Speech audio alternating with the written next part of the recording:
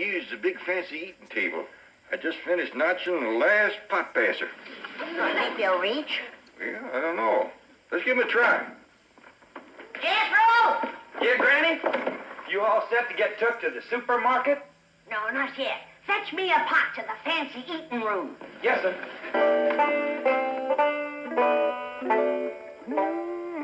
That sure is a mighty fine eating table.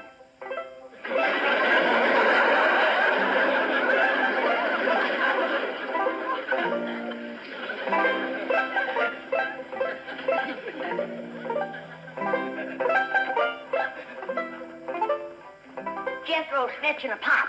Granny, you gotta admit, folks built this table sure knowed what they was doing. It is built solid. It is that. You could set a half-dozen turkey gobblers on there and never sag it a bit. This here is a dandy idea, especially if you got young ones at the table. The plates won't slip off on the floor.